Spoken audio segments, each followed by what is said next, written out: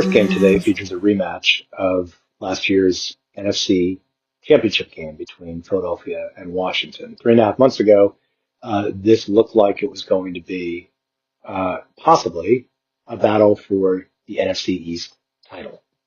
The Commanders were the upstart, underdogs last year. Jayden Daniels, who I talked about the previous summer, the last summer when he was entering his rookie season, that he might go down as the greatest quarterback that Washington's ever had since Joe Theismann, or maybe ever when his career is over. That he was that good, number 2 overall pick. He had all the ingredients to be a legendary quarterback in Washington, something they have not had in a very long time. Then I did a podcast episode this past summer, and the episode was all about Jayden Daniels.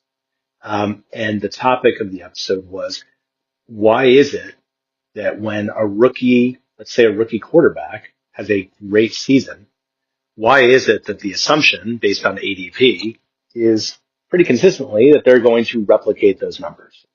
Why is that the new floor, or the original floor for a quarterback going into year 2? What if it's the ceiling? What if it's the midpoint?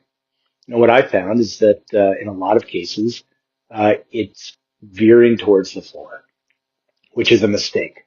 Because just because a rookie has a great season, or even a second-year player has a great season, it doesn't mean that they're going to have a great career. And one example I used was, and I didn't name him for the first minute or so of discussing him on the podcast because I wanted there to be a little bit of mystery about who is this guy. And I talked about a guy about a decade earlier, a little over a decade, whatever it was, who, had dominated early in his career. I think he was like the QB3 or something like that in his second season, and was expected to be great for many years to come. And that was Carson Wentz. Injuries and just a loss of ability, and maybe a loss of confidence, and not the greatest personnel towards the end of his tenure in Philadelphia. He wasn't able to replicate what he did early in his career. Dynasty managers took a hard hit on that. And if you looked at his ADP going into the year following his breakout campaign, it was great. I don't think it was great as in QB3, but it was high up there. And the idea was, okay, this guy's going to be a perennial must-start quarterback. Wasn't the case. Hard to predict, but it wasn't the case. And so what I'm looking for is not necessarily predicting what's going to happen with these guys' careers. And it's not even necessarily predicting exactly what they're going to do the next season. It's eyeballing whether or not the market is assuming that a player is going to do something that might very well be a ceiling just as well as it could be a floor. And I felt like Jayden Daniels' rookie campaign was not something necessarily to build on. It probably had a 50-50 chance of having it be something where he could build on it and add another point or two per game to those numbers, or he could lose a point or two or more per game. And so if that's the case, why are people so eager to draft Jayden Daniels that his ADP, I think it was QB3 or QB4, it seemed ridiculous. It seemed like people were betting on replicating or even improving on last year's numbers. And that didn't ring true. He is right now the QB, I think it's 18 in points per game. His season is over. It's been a disaster. Next year, his ADP will probably be somewhere around 10. When these things happen, it's usually kind of the midpoint between what he did his rookie year and then what he did his sophomore year. In this case, points per game. And so if you can bookmark this podcast and come back to it in 5 months, 6 months, whenever ADPs start coming out.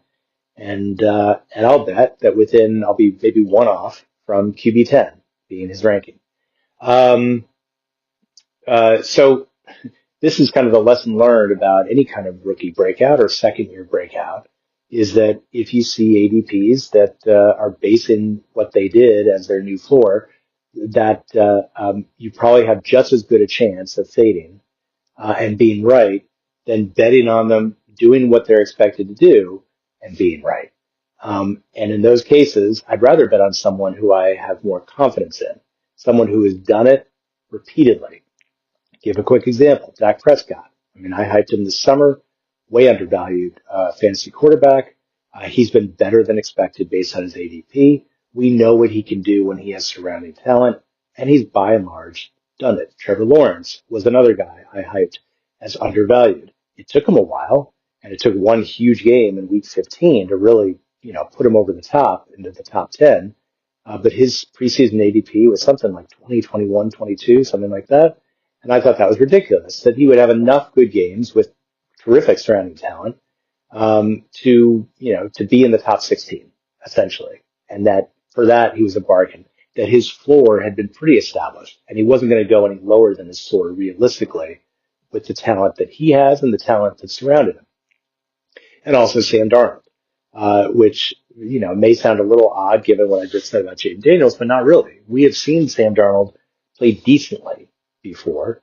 And then we saw him last year finally break through when he had no one who was challenging his supremacy as the number one quarterback on a team. There was no one, wasn't looking over his shoulder, expecting that one bad game was going to get him benched.